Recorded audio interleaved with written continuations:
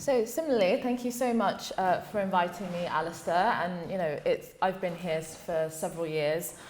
Each year, it's just fantastic to see lots of new faces, and I think the majority of people here that I've not come across before. So that's really great. So I think that my talk follows on very nicely from Joanna's talk. I think if her discussion was focused on the way in which the definition of extremism has expanded to such an extent where normal political conversations are with views that are held by the majority of people, if not a significant proportion of people, are labelled extreme. I guess two of the things I'm going to focus on are things I do actually think are real problems within society, and the way in which the discourse on extremism actually prevents us from being able to engage critically with how we actually deal with these issues. And so, as Joanna mentioned, we have a new government, and this is going to throw all sorts of questions. And freedom, to an extent, came up in the election campaign about, would you say, a woman is this or that? But really, that concrete question about what freedom means today didn't really come up, and it is an extremely important discussion, the future of liberal democracies, in a society where, as Alistair alluded to, the world is changing. We do live in a multipolar world where questions about Americans' dominance and the future of liberal democracy is being challenged by other societies that have very different values and are willing to do significant things on the world stage in order to essentially affirm those values and challenge liberal democratic ideals. So I want to contextualize my discussion to say that I do think there is such a thing as extreme ideologies. And one of those things is, for example, Islamism. And as Joanna said, the discussion about left and right has been quite difficult to really capture the politics at the moment. For example, with Islamism, some people regard it as I probably would, as a hard right ideology. It's chauvinistic, it's authoritarian, it's theocratic, it's racist and anti-Semitic. But there are also, you could argue, far left influences as well, in the way that it very much borrows from a lot of the anti-imperialist and anti-Western and anti-colonial discourses on the left. But essentially it refers to a political ideology that argues that all systems should be replaced by effectively a caliphate ruled by Sharia law. And that poses a threat to liberal democratic societies. And that is a growing problem within our society, that a growing proportion of people are seduced by and actually believe in Islamist ideologies. And then, on the other hand, perhaps, you have the discussion about anti-Muslim bigotry, which I do think is actually a very real problem in society. There are many people, I think it's a minority, but there may well be people in this room that think that Muslims within society, in liberal society, are by definition a fifth column. There are people that think that intrinsically Islam is not compatible with liberal democracy, and therefore it is okay to discriminate against people on the basis of holding these faiths. So the question for me is that how do we protect the ideals of pluralism, the belief in liberal democratic values, and recognise that there are various challenges and threats to that without compromising on those values?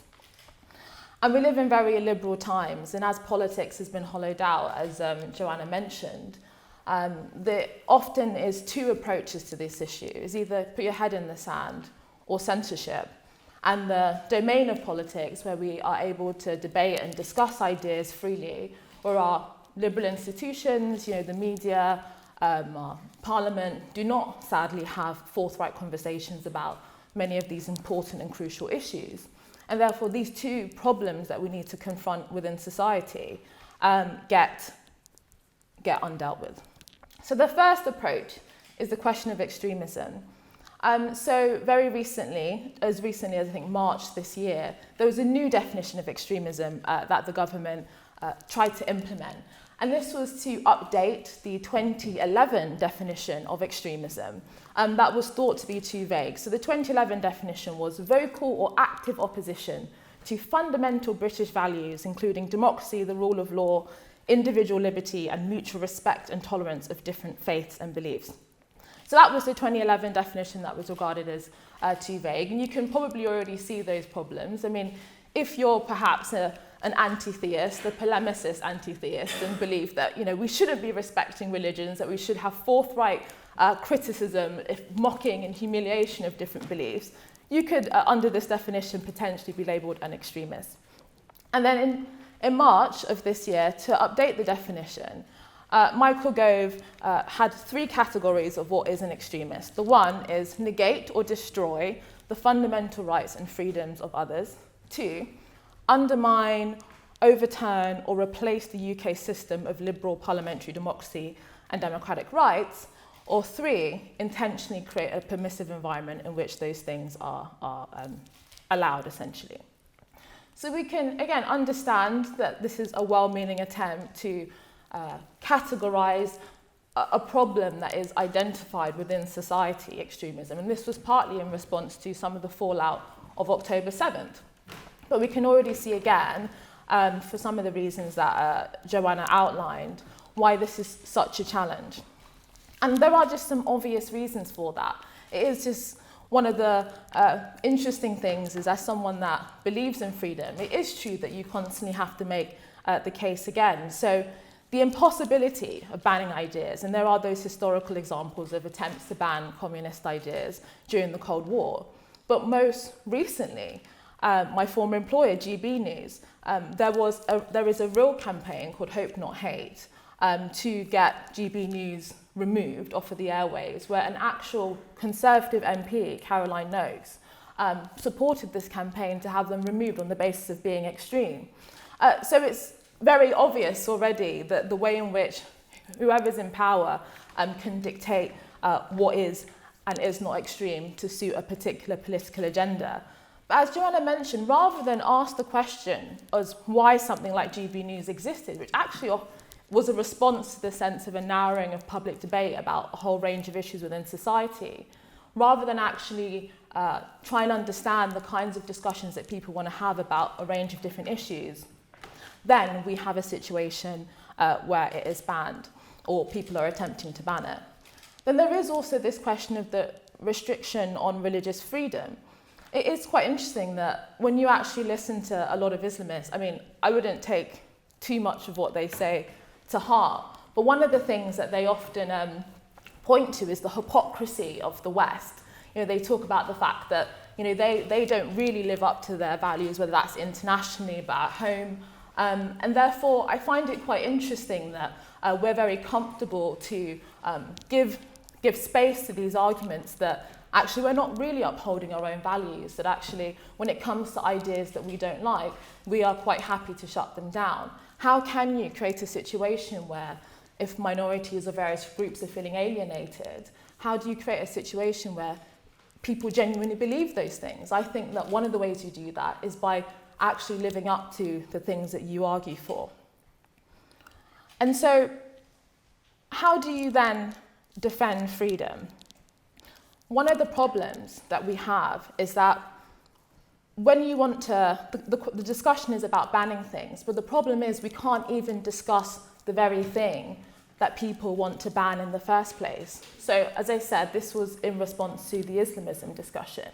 But for example, when a former Conservative MP was murdered by an Islamist extremist, Sir David Amess, much of the public discussion in the UK across the political spectrum was being nice on social media. We had a situation where a serving member of parliament was literally murdered in cold blood on the basis of someone claiming to act on religious faith, and no one could really talk about it. But we were talking about it, people in their homes or people in the pub. But the political and media class refused to understand or refused to discuss the real problem of people being drawn into an extremist, hateful ideology. That's not the only case. We have the situation that has been covered about the Batley Grammar School teacher who was forced into hiding for showing an example of what might be considered blasphemous to some religion in a religious studies class on blasphemy. We also have, in the last few days, Labour MP Jess Phillips, who did face intimidation campaigns because of the Labour Party's position on Gaza, but she refused in many of her media interviews to name what the problem was. So I think it's very worrying when we're talking about banning extremism, when we can't even talk about the very problem to which is supposedly needing to be banned. And then this moves me on to the other side of the discussion, which is the question of Islamophobia. So as I said in the beginning, I think that anti-Muslim bigotry is a real problem within society. And I think that in a liberal pluralist society, we do not want anybody to face discrimination or prejudice. But again, how do you actually combat the problem of discrimination or prejudice? So one of the discussions we've had in the UK is about the all-parliamentary group definition of Islamophobia. And I'm going to tell you what this is. And I think this will really give you an indication of the level of discussion that we're having about problems in society. So Islamophobia is rooted in racism and is a type of racism that targets expressions of Muslimness or perceived Muslimness. The definition highlights that Islamophobia involves hostile attitudes or behaviours towards Muslims or those perceived to be Muslims based on their religion, traditions and culture. And it gives a range of different examples of what Islamophobia is. But I think these three particular examples are very telling.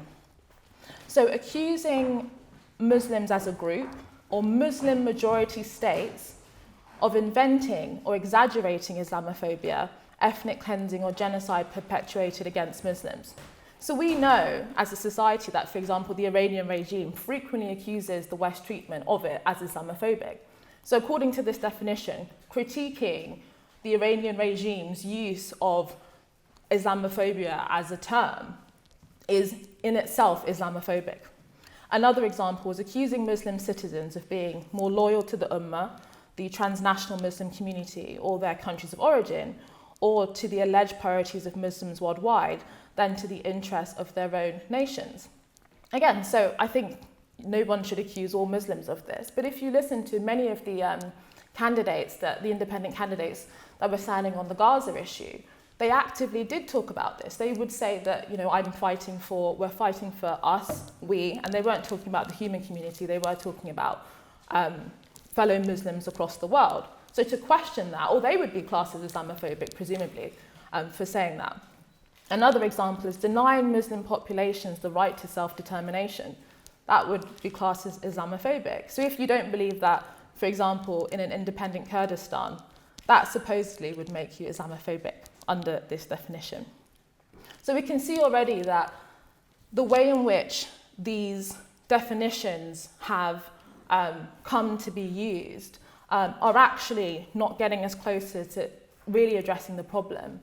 And the problem with this definition, I think, is really threefold. It's manifest in lots of different ways. But it conflates religion, critique of religion with bigotry. I think that religion is about ideas, practices, beliefs. That is very different to someone that is a Muslim. You should be able to critique religion, and I hope other people in the audience would agree. For example, the role of Sharia law within Western legal systems, discussions about the treatment of women within certain Islamic traditions, I think can wrongly be labelled Islamophobic because they can be interpreted as hostility to perceived Muslimness, thus stifling legitimate discussion.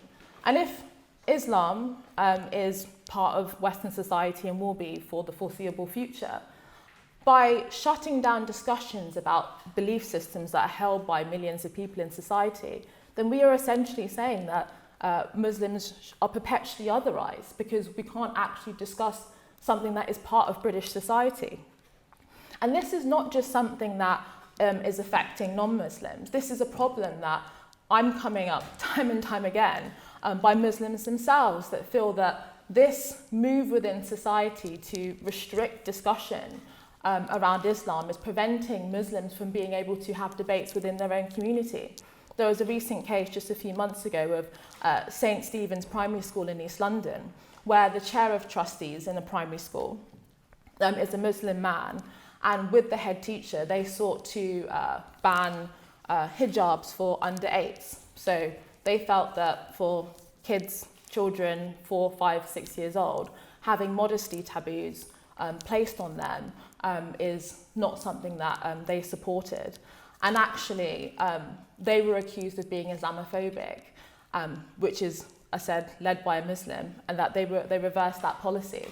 So what actually we find, and another gentleman has written about this, Ed Hussein, is that accusations of Islamophobia often end up undermining minorities themselves and their ability to make social progress within their own communities.